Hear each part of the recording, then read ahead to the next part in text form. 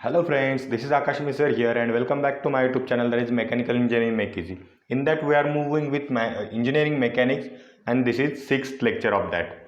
Okay, so we'll just start. In previous lecture we have studied rectilinear motion and projectile motion, and now we are going to study curvilinear motion. What is curvilinear motion? Projectile motion is also one type of curvilinear motion, and what exactly curvilinear motion is?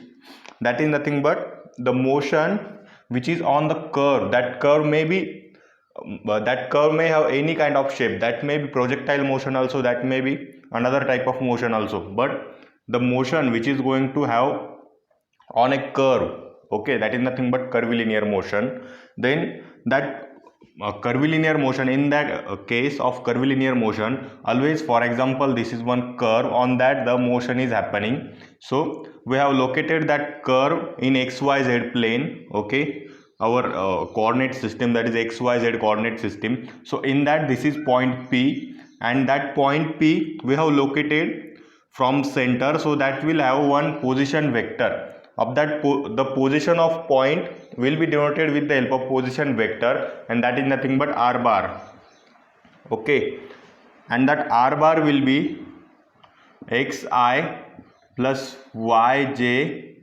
plus zk, okay. What will be the r bar? That is nothing but xi plus yj plus zk, that is nothing but position of that particle, that is nothing but r bar xi plus yj plus zk.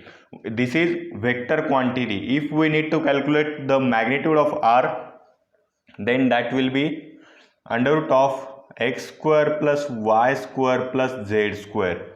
This is the magnitude of this r, okay. Magnitude of vector r will be equal to, that is r equal to under root of x square plus y square plus z square. So note down this formula, and for your conceptual clearation, draw this figure also, okay. So we have looked the position vector. Now there will be some displacement, then distance, okay, then velocity. Likewise, this is only position vector. Then there will be, if this particle making some displacement, then that displacement is nothing but distance covered on the curve, okay. For example, this particle, this is position P1, and at the last the particle reached the position here P2. So the length of whole curve is equal to displacement, and the distance is nothing but only straight distance between P1 and P2. This is distance and this is displacement, okay. This is basic difference between distance and displacement. Distance is nothing but only one straight quantity of that distance between their 2 points, but displacement is nothing but the that trace of that point from point 1 to point 2, how that point goes, that whole displacement is nothing but displacement, okay. Then next quantity is velocity.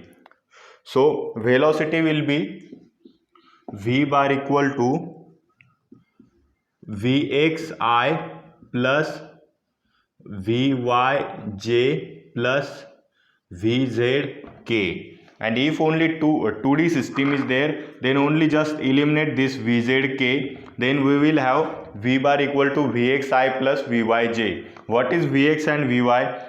Velocity in x direction, velocity in y direction. If there is vz, then that will be velocity in z direction, and according to that we will get exact v bar. That is nothing but combination of vx plus vi plus vz, we will get the value of v bar. That is nothing but velocity. Then next parameter is acceleration. Acceleration also have same, that is a bar equal to axi plus ayj plus azk, okay. Again, if we are considering 3D system, then that will be axi plus ayj plus azk, and if we are considering only 2D system, then this az term will be eliminated, and the acceleration will become axi plus ayj, okay. So this is acceleration, velocity, what is displacement that I shown you here, and this is position vector. So these all 3 to 4 formulas, and this figure is too much important for your conceptual clearation. So note down this all, otherwise you can take screenshot and after that you can study that. Now I will move towards next topic, and that topic is nothing but fixed axis rotation. What is fixed axis rotation? Means the rotation of any particle is from the same point. Okay, the point of that axis will be same. That is nothing but we can say the circular motion is the fixed axis rotation. Okay, if I will able to draw, this is the axis. Okay, along which means, and if we have attached one string here, and the string will have one stone here, for example. So this stone will rotate along means at this fixed point. Okay, and this fixed point is located on this axis. So this axis is fixed axis and the rotation is fixed axis rotation. Okay, and that we can show in another form. This will be that fixed axis which is in this direction. Okay, and this will be string and this will be stone. So this will make such a motion. This is nothing but fixed axis rotation. Okay, the axis of rotation is fixed. That's why the motion is called as fixed axis rotation. So in that, the angular displacement will be theta. Okay, for example, the particle started from here and up to here, that particle came in some t1 time. So this will be angular displacement, that is theta. Okay, then angular velocity, that will be omega, and angular acceleration will be alpha. Okay, what are the parameters? Angular displacement, that is theta, then angular velocity omega, and angular acceleration alpha. So what will be the omega? Omega will be d theta by dt, and alpha will be d omega by dt. As you know, velocity is nothing but change in displacement with respect to time, and acceleration is change in velocity with respect to time. Okay, so angular displacement, angular velocity, angular acceleration, these three parameters are too much important. So for your conceptual clarification, you can draw this figure and note down these notations also. Okay, then yes, in rectilinear motion we have studied some equations like v is equal to u plus at and etc. So that three equations we are going to convert now in for angular fixed axis rotation. So for that equations will become omega equal to omega 0 plus alpha t. Then next will be theta equal to omega 0 t plus half alpha t square, and next equation is omega square equal to omega 0 square plus twice alpha theta. Okay, only I have changed that s parameter, that is displacement, into theta, then v parameter into omega, and that u parameter into omega 0. So what was that? U was initial velocity, so omega 0 is initial velocity, v is final velocity, so omega is final velocity, s is displacement, so here theta is displacement.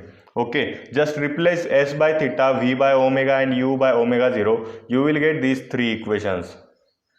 Okay, so note down these three equations also. These three equations are too much important for studying the fixed axis rotation motion.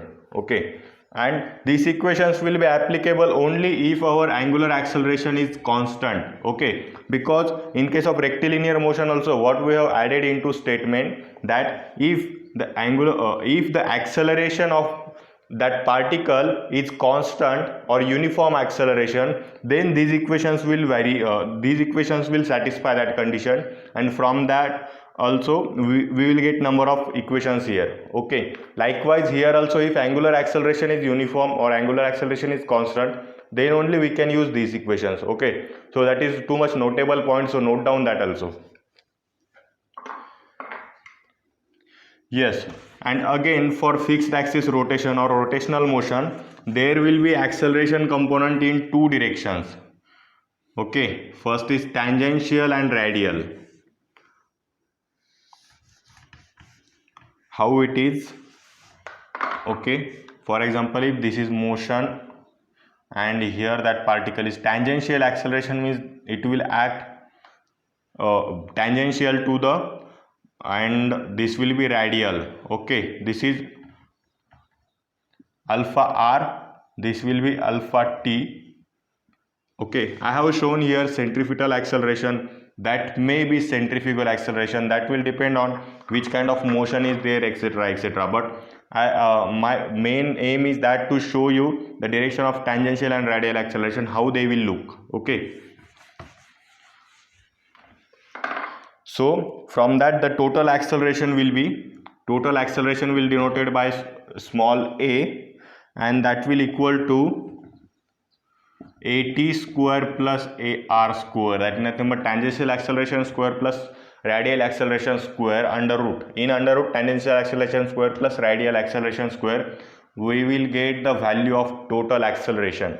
So this is also too much important, okay, for our numerical solving and etc. And all the concepts of mechanics are too much important for our SOM and TOM. So please go through all the concepts, all the videos of mechanics, and then you will be having the basic knowledge which is required for SOM and TOM. Okay, so now we will move towards our last topic, that is bonus point, last topic of this lecture. But before that, if you are enjoying my session, then please like, share and subscribe. Okay, and you can watch my all videos. I have designed separate playlists for all the separate subjects. Go to my channel and watch all the videos. Okay, then equation of motion for fixed axis rotation. So I have shown you the fixed axis rotation, how it is. So for that the equation of motion will become, that is nothing but m equal to I into alpha. This is equation of motion. So what are the parameters there? M is nothing but total moment acting on a body. If there is any body, for example this is stone, this is string, and this is fixed axis, so this is the body. So a moment which is acting on this body, total moment which is acting on this body, which will equal to I into alpha. So I is nothing but mass moment of inertia, and alpha is nothing but angular acceleration. Okay, so this is mass moment of inertia, this is angular acceleration, and this is total moment acting on body. So I have shown you, if this is fixed axis, this is stone attached to string, so ultimately the stone is nothing but body. So total moment acting on stone will equal to mass moment of inertia into angular acceleration. We will get to know the value of total moment acting on a body, and this is nothing but equation of motion for fixed axis rotation. Okay, and then yes, and equation of motion for particle. If there is any particle and that is moving, so for that the equation of motion is directly summation of forces equal to mass into acceleration. This is Newton's second law. I think we have studied the Newton's second law in previous or some previous lectures in engineering mechanics itself. So what is that? The summation of forces equal to mass into acceleration. You can watch my that video so that you will get clear how this equation came. Okay, and for any particle, if we wanted to know the equation of motion, that will be summation of forces equal to mass into acceleration. So this is what all about I have designed for today's lecture. And in next lecture I will come up with D'Alembert's principle, then work done, energy theorem, etc., etc. So stay tuned for that, and we will meet again. Thank you friends.